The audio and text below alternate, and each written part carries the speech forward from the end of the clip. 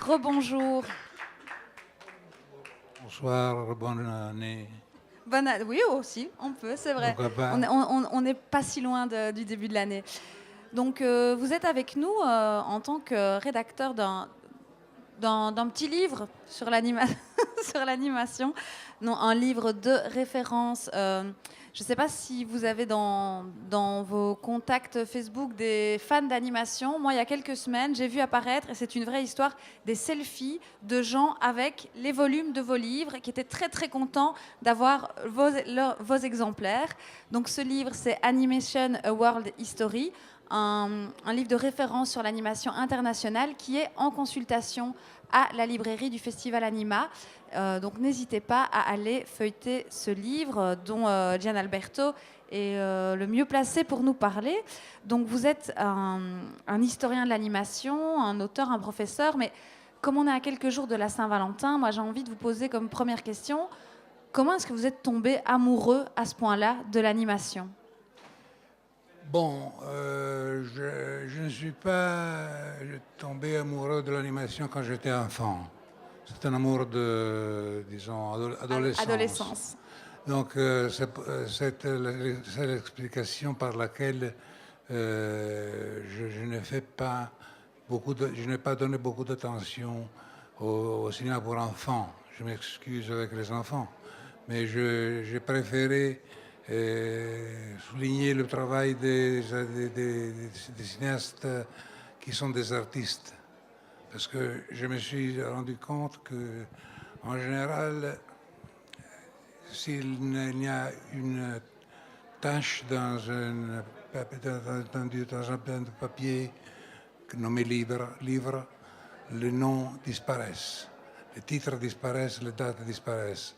Alors, j'ai compris que ces films étaient vus par trop peu de monde et il fallait trouver une manière de relancer leur gloire pour les nouvelles générations. Et j'ai commencé à faire ça un jour au Festival d'Annecy de 1961. L'alors directeur était assis avec moi à une table avec des autres gens. Et je me plaignais, j'étais jeune à l'époque, je me plaignais qu'il n'y avait pas d'histoire générale du cinéma d'animation. Il a dit, le seul type aussi bête pour faire une telle chose, c'est vous. Je ris parce que c'était une blague. Alors je suis rentré chez moi et j'ai commencé. Et donc, vous avez écrit un premier ouvrage en 1994, Cartoons, 100 Years of Cinema Animation. Il est très vite devenu un ouvrage de référence, notamment pour les étudiants en animation. Et puis, c'était plus de 20 ans plus tard, il était temps d'écrire de nouveaux volumes. Vous savez, la science et l'histoire du cinéma même est une science sociale, vieillit beaucoup. C'est pas comme l'art. L'art reste jeune, mais la critique du cinéma ne reste pas jeune. Et alors, après 20 ans, un tel livre n'avait aucun rôle culturel à jouer. Et je me suis dit, j'ai 60 ans, je suis assez jeune et assez fort pour refaire complètement cet effort. J'avais gardé mes contacts, j'avais même épanoui mes contacts, j'avais pris beaucoup plus d'expérience. Et je crois que ça aurait été un travail de 4 ans. Et il a duré 9 ans. 9 ans, 9 ans. Parce que la production a été difficile pour une quantité énorme de raisons. Nommer une raison, et ça, elle était là. Et donc, à l'arrivée, donc, il y a 3 volumes de ce livre qui correspondent à 3 grandes parties de l'histoire de l'animation. Oui, j'ai décidé que le premier film d'animation de l'histoire était Fantasmagorie de Milcol. J'ai coupé le nœud gordien et j'ai décidé que, voilà, pour moi c'était ça. parce que ça a été le premier film qui vraiment a engendré des articles, des imitateurs, a eu du succès du public. Donc ça a commencé à faire bouger le monde autour de lui. Les antécédents n'avaient eu aucune résonance. Et de 1908 à 1928, il y a la période muette. Et c'est une période. Entre 1928 et 1951, il y a la période d'or qui termine avec le premier film de la UPA, Gerald McBoing Boing. Donc, alors, j'ai trouvé, ce qui est un travail difficile, parce que normalement on dit le cinéma d'après-guerre, le cinéma du temps de l'époque du Front populaire. Non, j'ai voulu trouver des raisons internes à l'animation pour périodiser les époques même. L'époque Disney en Amérique, en Europe, en Russie soviétique, c'est l'époque Disney. Mais c'est vrai que vous avez, vous brassez l'animation de tous les continents. C'est un travail vraiment, vraiment énorme et on imagine 9 ans, on comprend, Oui, la masse de travail que ça a dû il y a eu beaucoup de représenter. surprises aussi pour moi-même. Je ne croyais pas qu'en Afrique du Sud, il y avait une telle Production, industrie. histoire.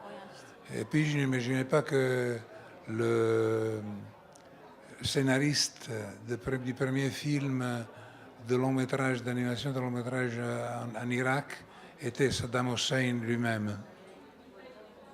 C'est vrai, c'est vrai. C'est vrai, c'est vrai. C'est vrai, jure. Voilà, c'est une des nombreuses, innombrables choses qu'on peut apprendre dans votre ouvrage. Je sais, donc, je l'ai dit, vous êtes enseignant et je sais que pour vous, l'animation, c'est une forme artistique qui mérite une vraie place dans l'enseignement. Et quel est le regard que vous portez sur la place de l'animation dans l'enseignement et sur la façon dont l'animation est enseignée? L'animation est considérée comme un art au niveau de la peinture ou de la sculpture dans certains pays du monde. Par exemple en Pologne, on peut devenir cinéaste d'animation ou peintre ou sculpteur ou architecte. Mais c'est une approche assez rare. Mais moi je suis convaincu que c'est le moyen d'expression le plus riche et le plus difficile à dompter, à apprivoiser. Car il y a besoin d'un cinéaste, le réalisateur d'un film d'animation doit être musicien.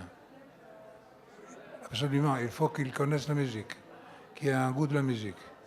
Il faut qu'il connaisse l'art, le dessin, l'histoire, l'histoire de l'art, l'histoire de la science.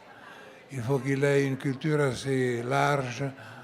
Je viens de voir le réalisateur belge que nous avons vu maintenant, qui connaissait la littérature très bien.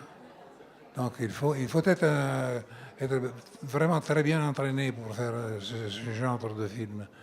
Et à la fin, ça peut arriver qu'il n'y ait pas de gratitude de la part du public. Alors moi, quichotesquement, je cherche de sauver les pauvres. Mais c'est vrai que l'animation, on le dit souvent, c'est un art de l'humilité quand on voit... Énorme. Ça c'est vrai que c'est énorme. Est-ce que l'une ou l'un d'entre vous a envie de poser une question à notre invité? Moi, j'en ai encore une, un petit peu... Qu'est-ce que vous pourriez nous raconter sur l'animation belge? Quelle place a-t-elle dans votre livre et quel regard portez-vous sur notre animation belge? Pour l'animation belge est pour moi comme l'animation italienne, car j'ai bien d'amis, je la connais très bien. Elle a eu un développement industriel que je ne m'attendais pas. Je croyais que dans un petit pays, il y aurait eu toujours de l'artisanat, alors qu'aujourd'hui il y a il y avait déjà auparavant beaucoup de films de Astérix, de Bellevision, qui n'étaient pas vraiment grande chose au point de vue de qualité. Mais généralement, on parlait de ça, de Raoul Servet pour parler de l'animation belge. Aujourd'hui, vous voyez, vous l'avez déjà vu, on propose des films qui sont même plus beaux que le film de Pixar. Voilà un bien joli regard sur notre animation. Ben, merci Giancarlo. C'était un plaisir de vous accueillir pour ce rendez-vous de Meet the Talents.